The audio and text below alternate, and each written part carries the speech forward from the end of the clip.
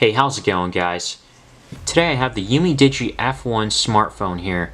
Now, after using this for about a little over 2 months now, maybe 2 to 3 months, I gotta say it's held up really well with me. No problems whatsoever, except I'm just not a fan of the camera. I'll get to that more in just a little bit later. So far, I gotta say, for everything I've used it, it makes me miss Android. Because I switched to an iPhone 10 just last year, and it's okay. I mean, it's very simple and everything, but you're like limited to a lot of things you can do and you can have. Like, there's not too many widgets that you can put through. I used to have like a lot of widgets on my Android phones, and it was nice to have. I tried to organize it more right now, just recently, so it would be like more comfortable to see in this video. One thing I really miss about Android is multitasking, because I can go into Google Maps and then have another tab open if I split screen, and I can have this open here, so that's Google Photos, and you can see two things at once. This is really nice and convenient. It's sometimes I can even have YouTube on running in the background with Google Maps, so don't have to worry about getting YouTube red. I know that's kind of like a hack to get through. And then the other nice thing is that when you're playing a video and you go back, it still plays down there. That's so much more convenient.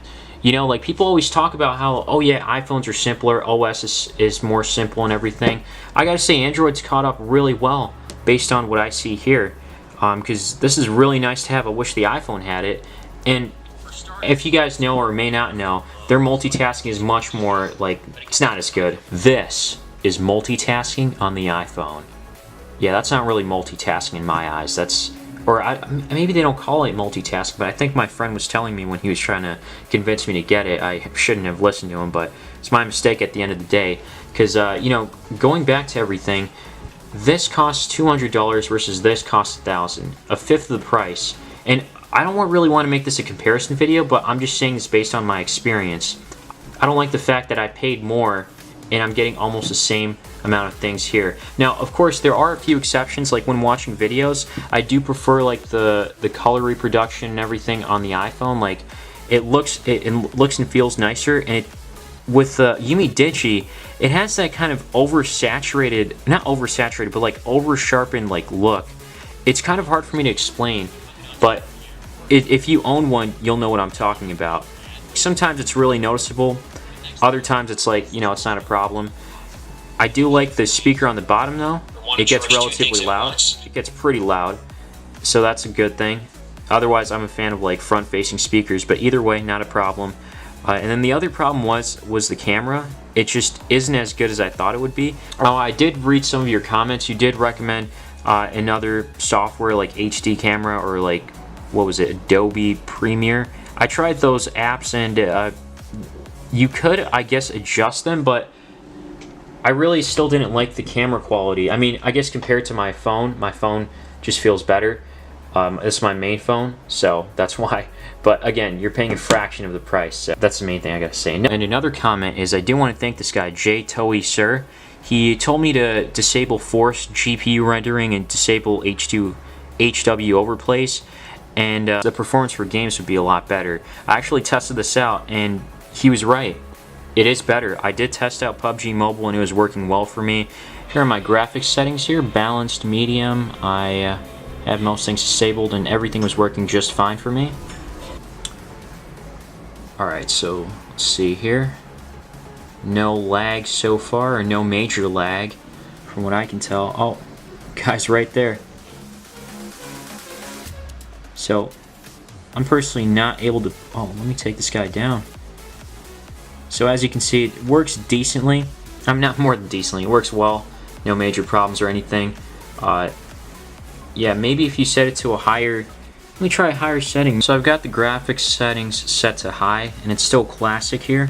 Forgot the HD part on top, but here we go. So in HD mode, things seem to still be running well. I think there's a guy out there. Oh, I knocked someone out. Great.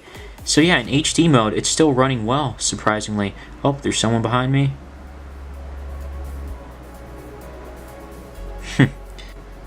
Starting to like this game a little more. But yeah, no problems. I should have had the settings raised from the start. Oh, and one more thing. that's really important is the battery life.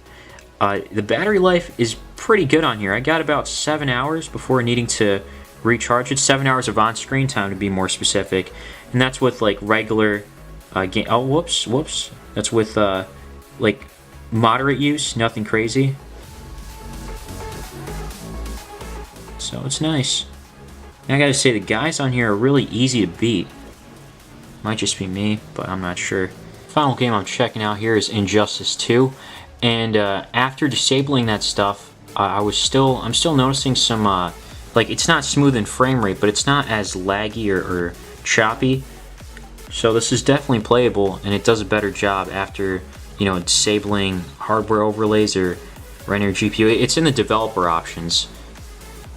If you ever decide to get this phone, all you do is go into your settings, and you can just see it here, force GPU rendering, and then disable hardware overlays. Now, I do want to apologize real quick. This was off during when I was playing PUBG, as you saw, and it still did a great job. So overall, I gotta say, for a smartphone, especially at around this price, it's still great. It's held up well with me.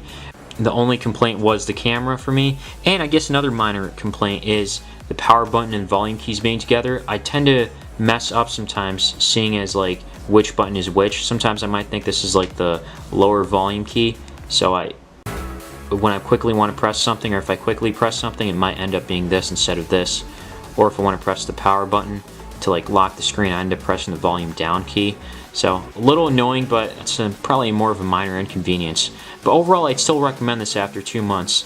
Let me know what you guys think in the comments down below. Leave a like if you found this video helpful, and subscribe for more stuff on cheap tech. As always, thanks for watching.